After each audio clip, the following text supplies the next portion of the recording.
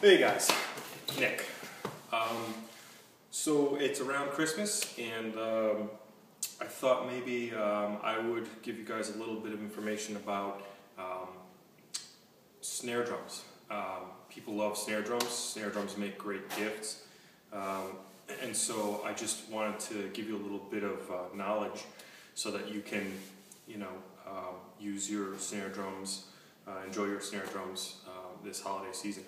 So, one of the common misconceptions about snare drums is the rumpa-pum-pum sound from the song. That's really not very accurate. The snare drum doesn't really make a rumpa-pum-pum sound. I don't know exactly where that came from, but I'm pretty sure that it's just a lie. But now, getting into this, I'm sure you all know what a drum is, so I'll skip the basics. There are a few things that make a snare drum different from any other drum. You can see right off the bat when you look at this drum that it's shiny. This snare drum is made of gold, the metal. Some snare drums are made out of wood. Some snare drums are made out of, other types of fabrics and things like that. But this one in particular is metal again. So you can see right away that's a major difference between a snare drum and any other kind of drum. Okay, so if you look a little more closely, you can see that there are these handles. There's one here and one opposite that on the other side of the snare drum over here. And that's also sort of a difference between snare drums and other drums. This snare drum has these handles so that basically it's like for, in a lot of modern bands, you have, like, for example, a lot of different friends who want to be in your band, and they don't necessarily know how to play music, or they're not musically inclined. So those handles are there because then your friend can hold your snare drum for you while you play, and they can be sort of in the band on the David Letterman show, or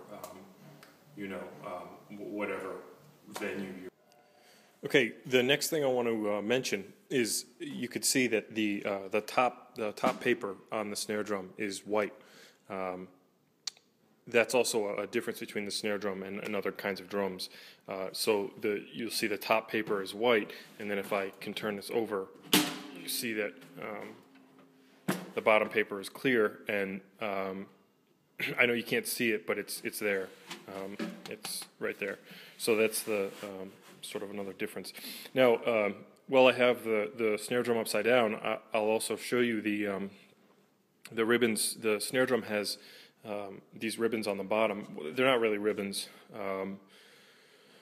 These are sort of strings across the bottom of the drum that it's what gives it its sound. That's why it's called a snare drum, because when you hit the drum,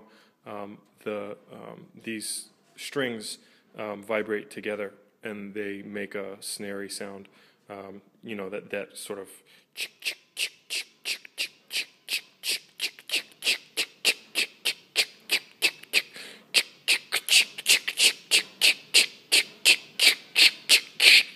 sound.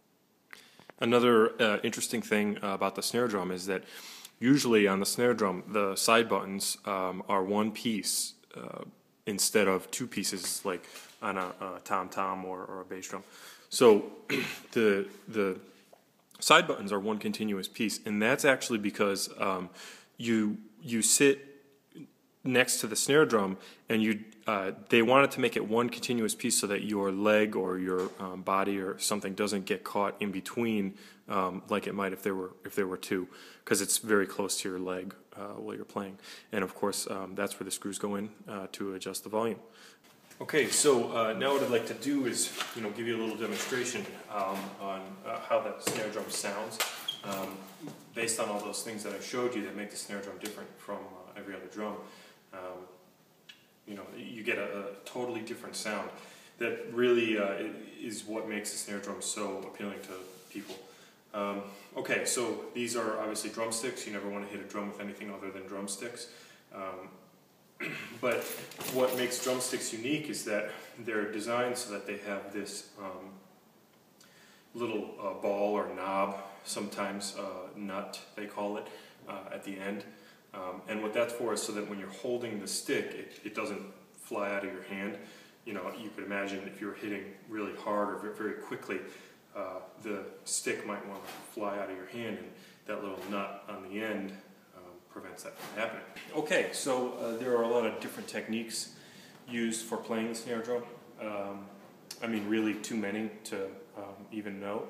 But basically it all starts with how you hold the drumsticks. And there's two basic ways to do this. There's super way, which is basically just holding the sticks in your hands like they were drumsticks, like chicken drumsticks, symmetrically.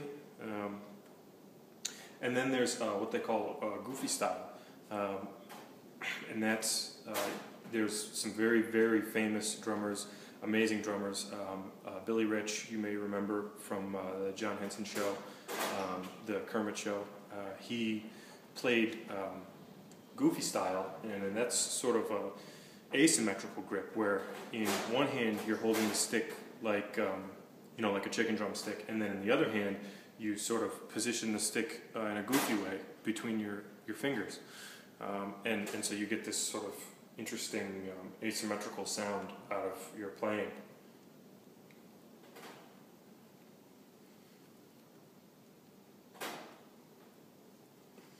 Okay, but I hold, like I said, super style, so just symmetrical. And this enables me to do a lot of different tricks on the snare drum.